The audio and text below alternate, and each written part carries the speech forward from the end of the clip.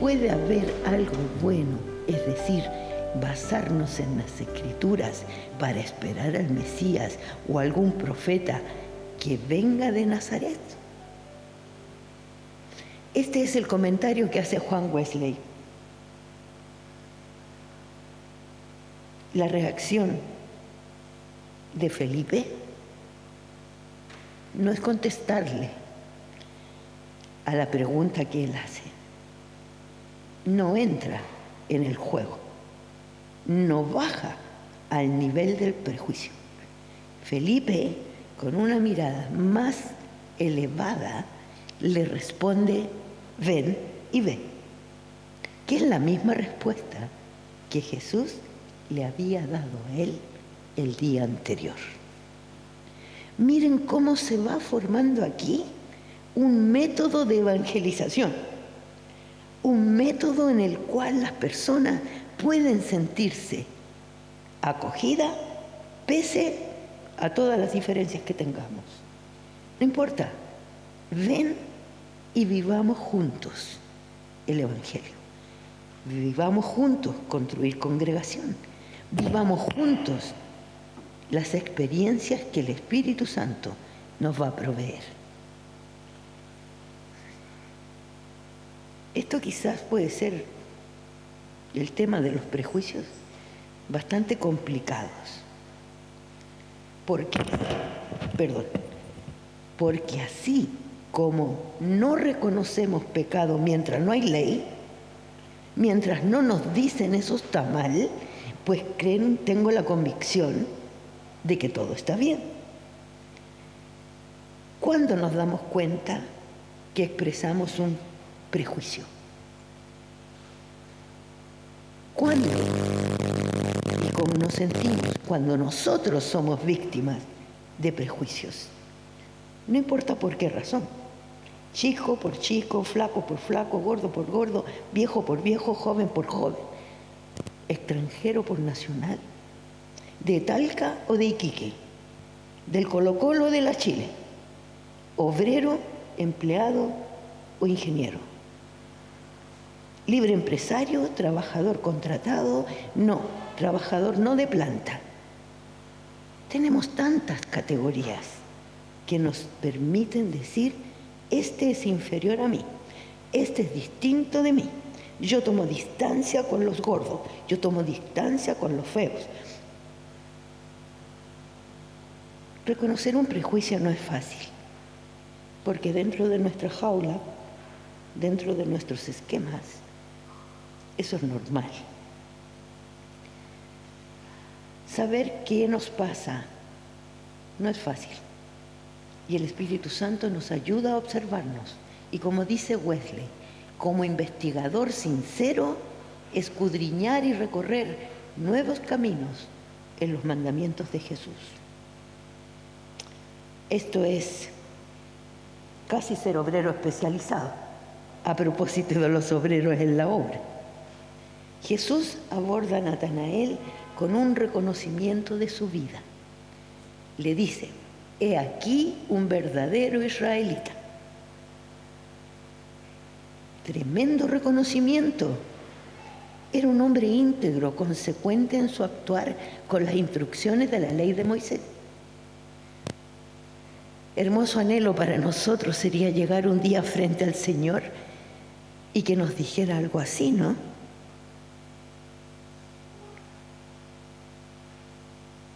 Quizás es mucho para proponernos como meta.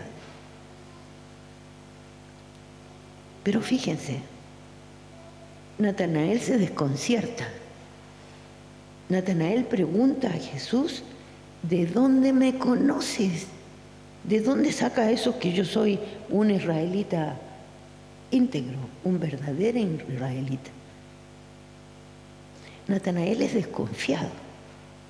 Natanael está escuchando, pero está pensando, y no se deja embaucar por un piropo, por un elogio. Natanael le pregunta a Jesús: ¿de dónde me conoces? Jesús le dice: te vi en la higuera. O sea, no sabemos en qué estaba Natanael debajo de la higuera. Pero el Señor le bastó, lo vio y supo cómo era Natanael y lo llamó. La reacción de Natanael es de entrega total. La respuesta que le da a Jesús es mucho más de lo que le había contado su amigo Felipe. ¿Por qué? Porque él tiene el anhelo. Nos dice en los mismos comentarios sobre el Evangelio de Juan Wesley, Natanael respondió: bienaventurados los que están dispuestos a creer, los que se apresuran a recibir la verdad y la gracia. Tú eres el Hijo de Dios. Así reconoce ahora que lo que había oído de Felipe, Hijo de Dios, Rey de Israel, una confesión tanto de la persona como de la misión de Cristo. Ninguno de nosotros está aquí por casualidad. Cada uno ha tenido o tendrá su propio encuentro y relación con el Señor. Cuando Jesús nos llamó, y nos llama a cada rato, muy frecuentemente, ¿cuál ha sido nuestra respuesta? Cuando el Señor nos llama, comenzamos a ver el mundo y a los demás y a nosotros de una manera distinta. Somos capaces de percibir la presencia de Dios entre nosotros, en nosotros y en los demás. Pese al desastre del mundo en que vivimos, aplastados por el miedo y la desesperanza, podemos ver la presencia del Señor como sostenedor de la humanidad y de su creación. Pero tenemos que saber cuál es el mensaje vigente. ¿Cuál es el llamado que el Señor nos hace? No puede ser ignorante, no puede ser torpe y no puede estar manchado de mis intereses. Un israelita de verdad. Aquí suena re feo decir un chileno de verdad. Tiene una marca, ¿no? Entonces, ¿qué decimos? Un cristiano de verdad. Pasaríamos hartas vergüenzas, ¿no? Normal, diríamos. Pero ahí estamos. Para poder descubrir y validar el mensaje, el Señor nos invita a mantenernos en estado de alerta permanente, mirando, escuchando y actuando como Él nos enseñó. ¿Que es difícil? Sí. ¿Que es complicado? También. ¿Que muchas veces es peligroso? Sí. ¿Que no sé qué hacer o no sabemos cómo hacerlo? Sí. Si elevamos todo en oración, sintiendo y viviendo en la presencia del Señor, descubriremos fórmulas, descubriremos procesos, descubriremos estados que nunca nos imaginamos. El Señor nos invita a vivir así y será que vale la pena vivirlo. Para los que estamos aquí, buscamos responder a su llamado y puede ser la base de nuestro proyecto de vida. Pero, ¿cómo invitamos a los escépticos, a los ateos, a los seducidos por la materialidad temporal, que no les importa el entorno, que están convencidos que nada de lo que nosotros conocemos existe? Natanael, como todos los otros convocados por Jesús en este plano, digamos material, fueron derrotados. Según nuestra lógica cultural dominante, Natanael fue acusado de convocar a mucha gente que abandonaba el politeísmo y se les terminaba el buen negocio a los sacerdotes. Y es asesinado, desollado vivo. Es decir, la piel le fue arrancada trocito por trocito para que regenerara, para que renegara de Dios. Pese a este suplicio, Natanael no renegó del Señor. Jesús mismo fue aparentemente derrotado en la cruz, pero no era lo que parecía. No era el fin de la historia, de otro provocador, de un sedicioso, de un terrorista, como dijo el poder dominante. Jesús ganó, derrotó a la muerte y su legado permanece. Nos encomendó una tarea y no creo que sea un mandato cruel, que Dios sabe que fracasaremos. Nuestro Dios no es así. Nosotros solo necesitamos intentarlo. Nuestro Dios está con nosotros. Me desconcertó mucho, pensando en cómo compartirles este mensaje, que en el leccionario viniera citada la primera carta de apóstol Corintios que nos leyó la hermana Gloria, hablándonos de los pecados que nos genera el cuerpo y dándole mucha importancia a la fornicación. Sobre este tema nos puso límites muy claros Jesús, según consta en el Evangelio de Mateo. Mateo 5:27. ¿Y qué nos dice Mateo 5:27?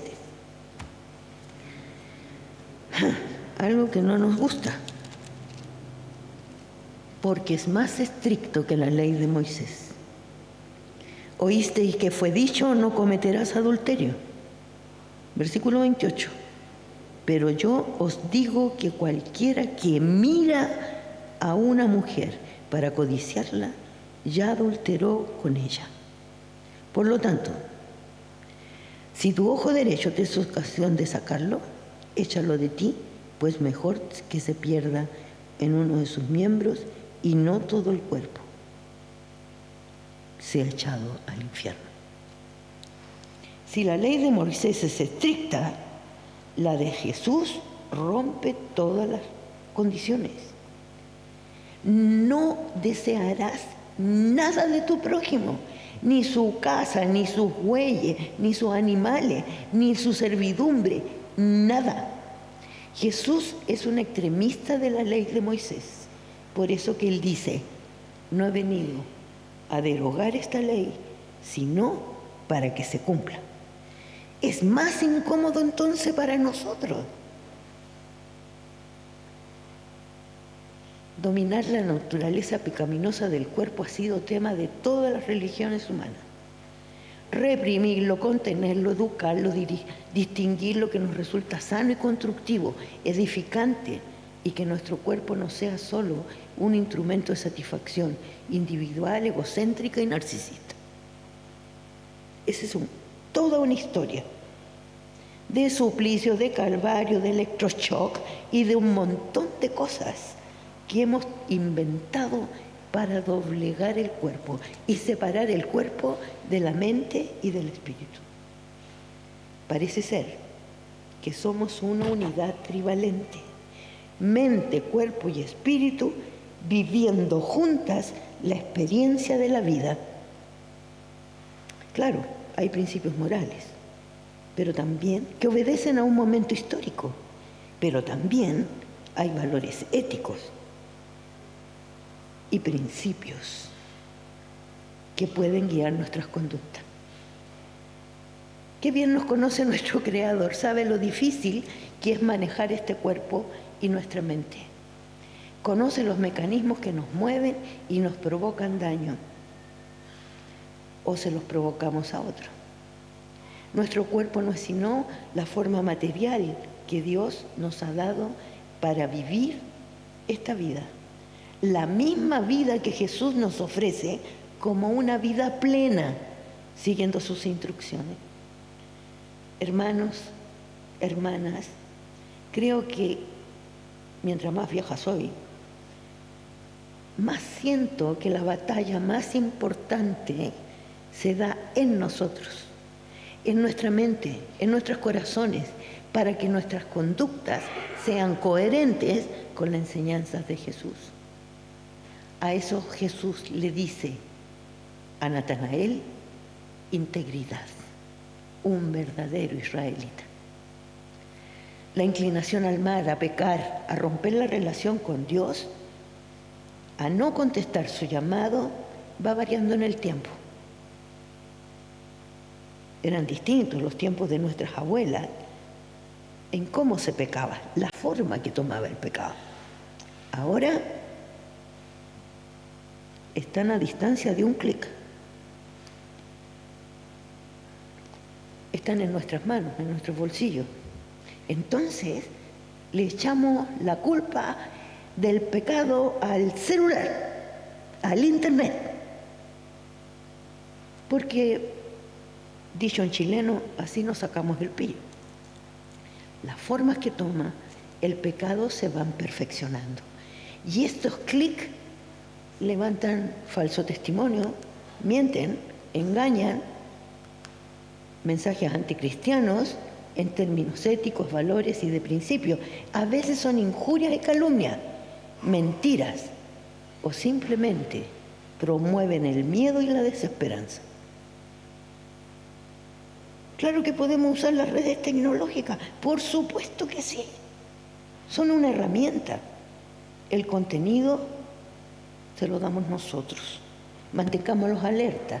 Los mensajes y las noticias que recibimos no son inocentes. Requerimos entonces, quizás, estar más atentos, conocer mejor el Evangelio, ser activistas de la palabra, saber cómo acompañar los procesos de crisis y de crecimiento personal, espiritual, individuales y colectivos. Podemos decir que es terrible lo que está pasando y clamamos por la intervención de Dios. Y es cierto, la realidad es horrenda, no menos que antes. Si no, miremos la historia de la humanidad. Nunca hemos tenido a nada más que aferrarnos solo a nuestro Dios trino, y Él responde. Hermanos, hermanas, Dios está aquí incluso si no clamamos su presencia. Está incluso si por medio de debilidad o ignorancia me escondo debajo de la cama. Está si clamo por su segunda venida y renuncio a vivir el aquí y el ahora de acuerdo al Evangelio. Dios está con un propósito presente en nuestras vidas: acompañarnos a vivir el tiempo que estemos en esta tierra, que lo dediquemos a recorrer sus caminos, que vivamos viéndole en acción, que vivamos con esa esperanza activa, no contemplativa, y que compartamos ese gozo. Jesús nos enseña cómo. Se compromete con nosotros a estar presente para que vivamos una vida plena, en abundancia, porque nos ama incondicionalmente. Oremos. Gracias, Padre nuestro, por poder compartir tu palabra de esperanza y de fe en nosotros. Tú confías en nosotros. Permite, Señor, que a la luz de la cruz, a la luz del Evangelio, a la luz de la presencia del Espíritu Santo en nuestras vidas, demos fiel testimonio y seamos buenos obreros en la obra que tú nos encomiendas. Ir y predicar la buena nueva a todo el mundo. Contamos con tu bendición y con tu incondicional amor. Amén.